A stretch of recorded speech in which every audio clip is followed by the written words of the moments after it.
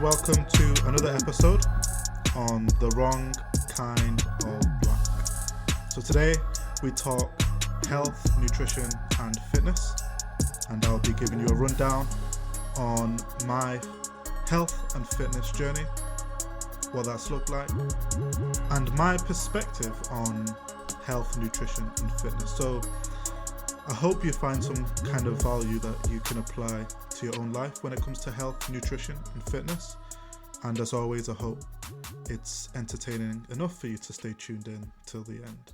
How on earth do we stay fit when everything around us is almost setting us up to be out of shape? I'm going to tell you about my fitness journey, and hopefully it will give you enough perspective to either start prioritizing health and fitness, to make some attainable tweaks to your fitness plan, or to make you realize you're actually not doing that bad at all. So, I grew up playing football. I aspired to be a professional football player, and growing up in the noughties meant that kids were usually outside playing whenever the weather permitted. Literally. Whenever it wasn't raining heavily or snowing, you would always find some kids or even adults playing football or messing around in the park. What this meant was I had a relatively active lifestyle, and my metabolism was at its peak, working for me rather than against me, as it is now in my early 30s. I often played football for hours and wouldn't come home till it got dark, and at this time, I knew nothing about health and fitness. I also played for a football team. I trained once a week and then I'd play a match on the weekend. I mentioned in my previous episode that my mum is half Jamaican and half English, which influenced the food she made. So, I would normally come home to some form of chicken and rice dish, and my mum loved to cook desserts like cake and custard and all sorts of baked goodies. On Fridays, when my mum couldn't be bothered cooking, we would have takeout as well. Now, on a couple of occasions when my dad, watching my brother and I play football, he would comment on how slow we were and tell us we were unfit. So, one time, he forced me and my brother to go with him to a park where he brought some cones with him and had us do this horrible fitness drill with him. The irony was that as soon as we got home, my mum would make us some cake and custard, which, with us both having large appetites, we obviously devoured. My dad would make fun of us for being unfit and somewhat out of shape, and I was picked on more since I was a little more out of shape than my brother. I would go on playing football until I was 19, then I stopped for my second year of uni. I partied, went out, drank, and I did all the usual shenanigans of a uni student, and even when I started working abroad up until I was 26 without ever working out. So, what made me decide to start working out again? Well, I was on holiday with my sister in Bali and we were on a beach. I looked around me and I realised I was the only guy out of shape. Now, understanding that I had relatively athletic traits growing up, it made me feel like shit. I'd also started dating my boyfriend, who I'm still with now, and I was quite insecure about him potentially finding someone attractive who was in better shape than I was. It galvanized me to start taking fitness seriously. So, when I got back to China, I planned to sign up for a gym. Since I didn't know anything about working out, I was too uncomfortable to start on my own, so I decided to hire a PT in a small fitness studio. This motherfucker had me doing everything. He got me to run up these steep-ass steps that were in the gym. We did leg day about 3 times a week. It was ruthless.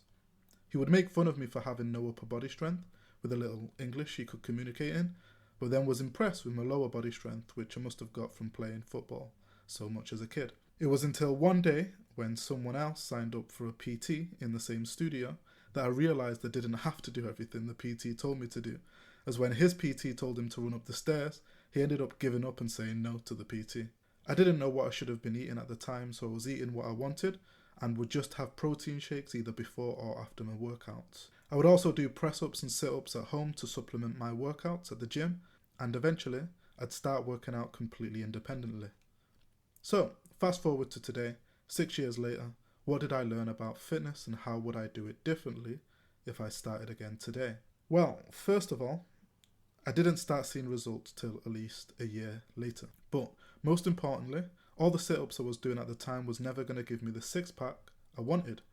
No doubt it was definitely good for working on my core strength, but it was all done in vain since my goal was to have a six-pack.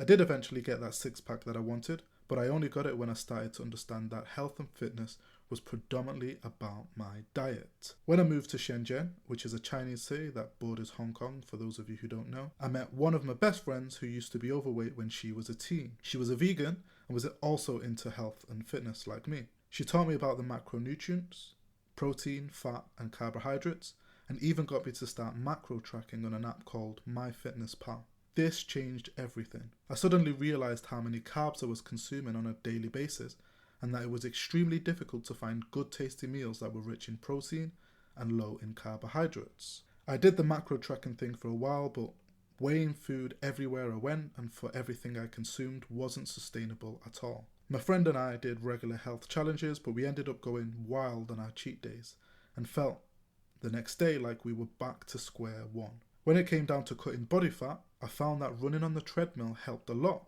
while I was on a calorie deficit diet. So, what happened when I eventually got that six-pack that I was so desperate to have?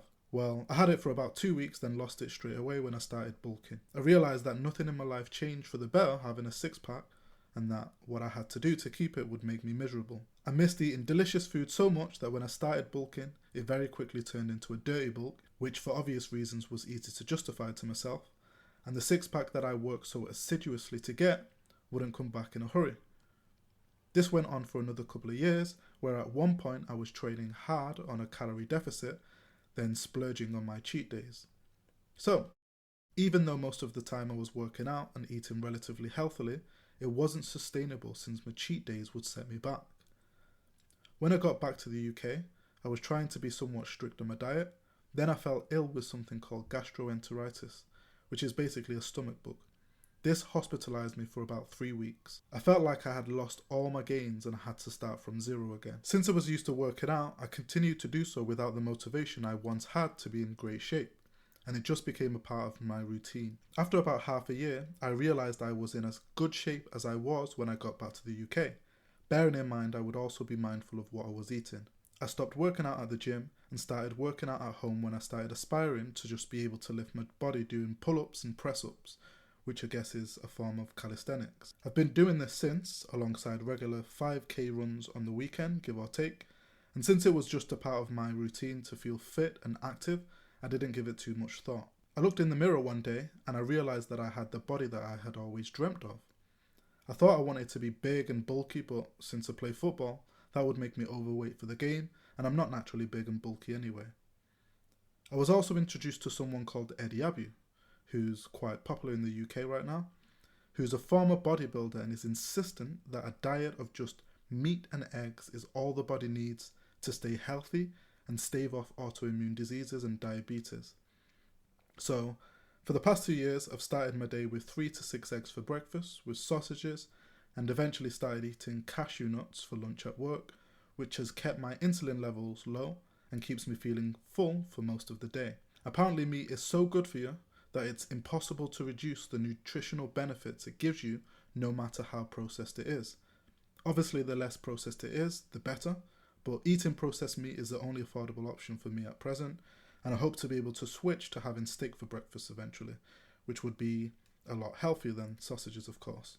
I also only drink water and tea, without sugar, of course, which was difficult for me to get used to since I grew up always having 3 teaspoons of sugar in my tea, and I would always have water with cordial, which gives water a fruity taste but is full of sugar. My boyfriend likes to cook Chinese dishes, which is usually pretty oily, and I've been unable to convince him to make healthier dishes.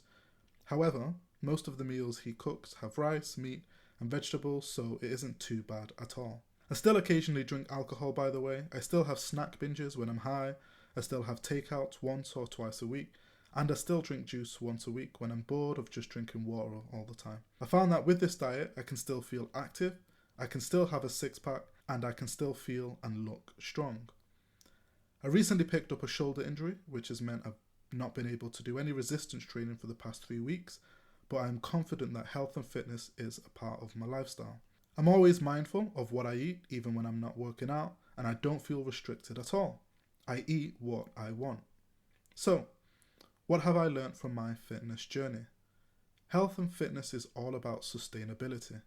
It's easy for someone to work out 7 days a week and constantly be on a calorie deficit, but you will eventually burn out. It's the same thing with dieting. You could be eating cleanly for months on end, but one cheat meal will have you feeling like shit and will make you feel miserable. If your mind is fully focused on being in great shape, you're doing the health and fitness thing for the wrong reasons. Being in great shape should be a benefit from living a healthy lifestyle.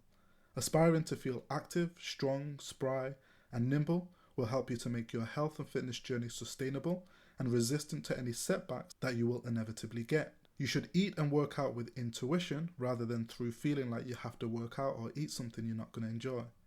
What kind of food makes you feel like you have energy? What kind of workouts make you feel strong? What kind of workouts make you feel fit? These are the questions you should be asking yourself, and you should make tweaks to your diet incrementally and be open to trying new things and new routines. Health and fitness is a lifestyle. Ask yourself, do you think you'll want to do this in 20 or 30 years from now? If the answer is yes, then you've probably found a sustainable routine that you can occasionally veer from. Our bodies all react to food differently, so there's no one diet that suits everyone. By and large, you should be reducing your intake of anything that doesn't have any nutritional benefits. But if your lifestyle means you drink a lot of alcohol or have lots of takeouts, so fucking what? As long as you know that when you're consuming it, it has next to no nutritional value, and that you plan to someday change your lifestyle to a point where you can eat nutritional food more regularly. Health and fitness is more about education than anything else. If you know what you're putting in your body, as opposed to people who think that, let's say, red wine is good for them, for example, then that's a huge step in itself. Growing up, I used to think drinking cordial and water was good for me.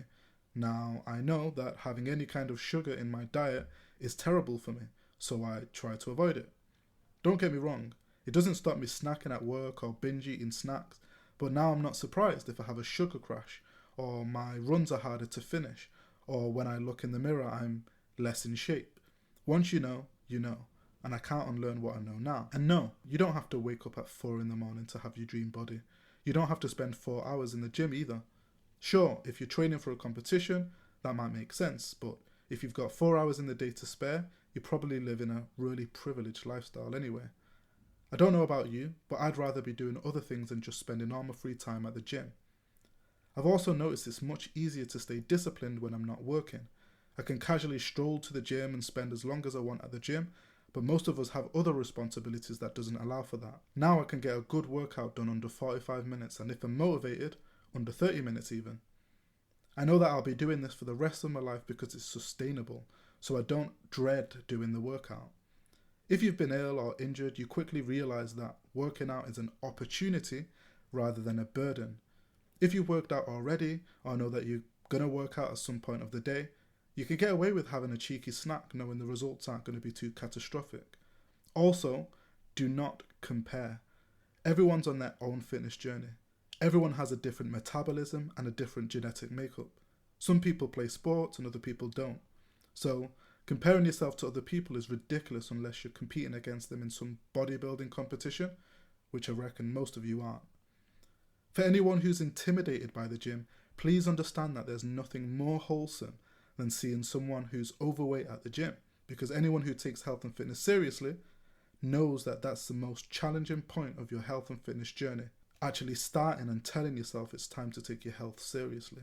It's not surprising to me either that many studies are now becoming viral about the health benefits to eating healthily and working out. You avoid many avoidable health problems, and the evidence for living a longer life is becoming more and more incontrovertible. You work out anyway every time you get up to find your phone to order a takeout, so why not take control and make eating unhealthily worthwhile and guilt-free? Educating yourself about health, nutrition, and fitness only empowers you, because it just means you control when and how you eat unhealthily. For anyone who has loved ones around you, you also have to think about what you want to be when you're older to them. Do you want to be a burden on your family, where they have to worry about your health all the time? Or do you want to be that old person who lives their own life, who looks after themselves? Somebody your loved ones are proud to talk about? Do you want to spend your last decades in life in and out of hospital knowing full well you're responsible for being there? Don't get me wrong, it's hard to educate yourself about nutrition when there's a bunch of misleading information on the internet and social media about what you should or should not be eating or doing when it comes to health, nutrition, and fitness. That's why I suggest using your intuition and just listening to your body. Even people who have had major accidents or are disabled have to work out. So are you that ignorant to believe that you can just get away with it? Anyway, now that I'm in my 30s, I know that my metabolism is on the downward trajectory and I don't want to feel any older than I need to. I still feel active and strong and aspire to keep feeling this way for as long as my body permits. It's extremely therapeutic to me working out, and the idea of health, nutrition and fitness doesn't daunt me by any stretch. I see every day as an opportunity to work out as a blessing, since now that I'm currently injured, being able to work out isn't a given and I shouldn't treat it as such. I'm confident in myself to gradually aspire to the kind of life where I never have to consume anything that doesn't have any nutritional value, and I know it's a realistic aspiration to have. I think it's very easy to lie to yourself as well, to tell yourself that the food that you're eating is healthy. And what you do is you try to stay blissfully ignorant about the things that you're consuming. I used to do it all the time. It's like, oh, it's got meat in it, it's healthy. When I travelled, people did not want to hear anything about the food being unhealthy either. When I was living in Spain, all the Spanish thought that Spanish food was the best food in the world. And I was thinking, well, you're living next door to Italy. Even Italy, it does some of the best pasta and pizza in the world, but pasta and pizza are high in carbohydrate. Again, if I ever visit, which I do aspire to do, I'm going to have lots of pasta and pizza because I know that it's not part of my normal routine and that I'm treating myself. The only difference being I know what I'm consuming is not good for me and that I'm going to resume to a normal healthy diet again when I go back to my normal life. So the idea behind it is that dieting shouldn't feel restrictive at all. Dieting just gives you control. You're making educated guesses about what you consume on a daily basis because give or take we eat 3 meals a day. So we really are what we eat. The same thing happened in China. The Chinese, they think their food is the best in the world, which I think they can make a strong claim since it's the most populous country in the world and they have all kinds of dishes. But their staple is rice and noodles, which are high in carbohydrates. My personal favourite takeout food is Indian. Like, I love Indian food. I love the naan bread, I love the paratha bread, I love all the different curries, the spices that they have, you know, the rice that they have. It's great food, like it's delicious, but I always feel like I'm in a stupor after I finish eating, and I want to. That's the experience that I expect to have when I order an Indian takeout. But again, it's not part of my daily routine, and I'm mindful that when I'm consuming it, there's nothing valuable in terms of nutrition for me. And you could probably say the same about most cuisines across the world. The more delicious it is, which is a good rule of thumb, the less healthy it probably is. I mean, if someone can find me food as delicious as an Indian or Chinese takeout that is high in protein and low in saturated fat, then please let me know. I will be the first to try.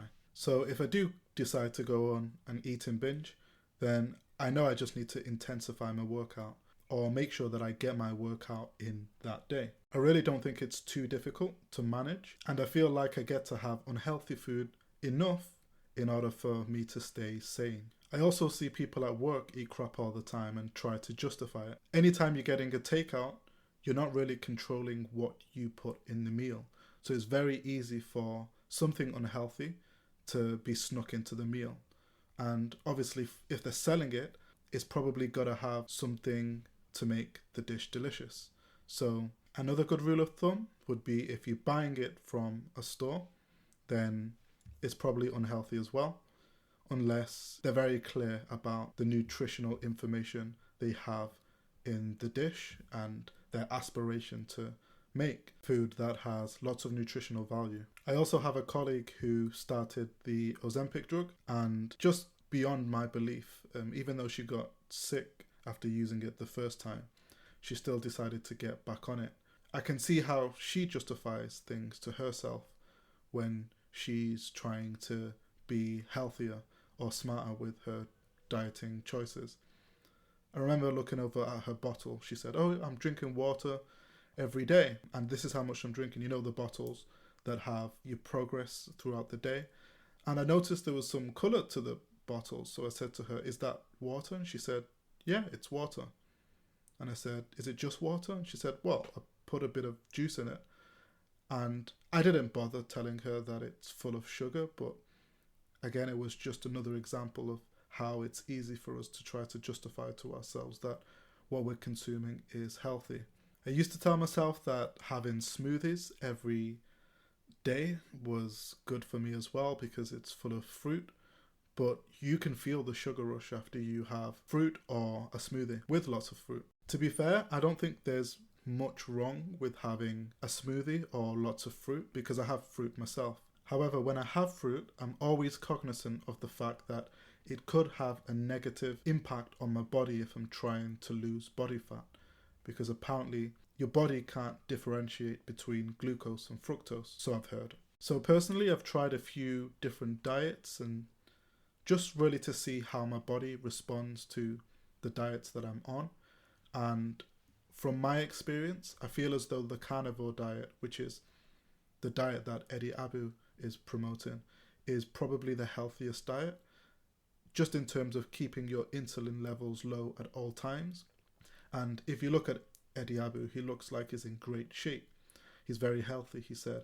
A lot of the issues that he used to have as a bodybuilder disappeared when he went on this meat and eggs diet. So this is what I aspire towards. Now, my body allows me to consume other things, and I don't really feel too many negative impacts or consequences from those things that I eat. I just try to eat them with moderations and with understanding that this particular food might not be the greatest for my body. By and large, anything that keeps my insulin levels low, I'm prone to take, and my body responds a lot better to the food. If I want to treat myself, then I'll try to have a smoothie or even fruit. And when you're used to eating nuts, meat and eggs all the time, it really does feel like a treat when you have something like fruit or a smoothie. I tried the carnivore diet for 1 month when I was in China, and I didn't like it. I didn't like only being able to eat eggs and meat all of the time. Like, I like to eat other things, which is why I stopped taking it. Now, if I had issues that prevented me from eating other things, then I would probably stop. And if that happens in the future, then I'd definitely be receptive to the idea of stopping eating those things. But since my body is fine responding to those things, I'm going to continue eating them occasionally as a treat. Now, I have no intention to get you on the carnivore diet or any diet for that matter. I really don't care. I'm just telling you about my experience since I started when I was 26. And perhaps you've tried some diets already, or you've heard of people who have tried diets. And I just want to tell you what my experience was with those things and what I'm always trying to aspire to do. In a perfect world, I wouldn't be drinking alcohol, but I like drinking alcohol every now and then. Alcohol has absolutely zero nutritional value. If in fact people say that it's poisonous for your body, which you can certainly feel it the next day. But it doesn't mean that I can't hit my health, nutrition and fitness goals by consuming alcohol. It just means that I need to consume it with moderation and try to wean off it in my life. So that's kind of how I look at all food that's not rich in protein. Can I tweak my diet to only food that is rich in protein? Anyone who tries that will realize that it's very difficult to have a sustainable diet that you can eat that is tasty and that you look forward to eating. Weirdly enough, having sausages and eggs every morning hasn't bored me. I've been eating it for almost 2 years now, and every time I wake up in the morning, I'm excited to have it. So no, health, nutrition and dieting doesn't need to be a harrowing experience. I think that everyone can and should commit to it, more so that you're thinking about your body and you're prioritizing your health and you're making prudent decisions about who you want to be and how you want to live. If you live in the West, it's so much harder to keep a well-balanced nutritional diet because of how much crap we have easy access to in our daily lives. Like, if you've not prepared your lunch the day before, then it's so much easier to get food that has no nutritional value, that is cheap and convenient, than it is to get food that has nutritional value, which is cheap and convenient to get. However, death doesn't wait for anybody. So that means that we're the ones who are responsible for our own health and fitness. So these are the changes that we need to consider making if we want to live long and healthy lives. So I hope this episode has inspired you to either continue or start your health and fitness journey. It doesn't matter how old you are, you can start today. In fact, if I was somewhat overweight and I were to start today, the first thing I would do, I wouldn't even go on a diet. What I would do is I would download MyFitnessPal on my phone. I would start scanning products of things that I eat and entering in things that I eat as well. And I would just start calculating how many macronutrients I'm consuming per day and whether that's predominantly protein, fat, or carbohydrates. That's the first thing that I would do, and I would see what I'm consuming on a weekly basis before even starting anything. If you start thinking about what you consume in your body, then you've made a huge step. I think most people in the West don't even think about that. And then they become surprised when they get sick, or when they get sick, they feel like they're just unlucky. But normally that's not the case. A lot of the sicknesses come from the things that we consume. I think too many people associate health and fitness with just going to the gym. And I don't even go to the gym, and I can stay relatively fit. I would just define health, nutrition, and fitness as being active and being cognizant of what you eat and eating unhealthy foods with moderation. Anyway, I'll stop talking there. I feel as though I've communicated everything that I know about my health and fitness journey and what I would advise other people. So I hope you found some value from it. I will be doing more podcasts in the near future, so please stay tuned and tune in if you enjoyed this one. Until next time, peace.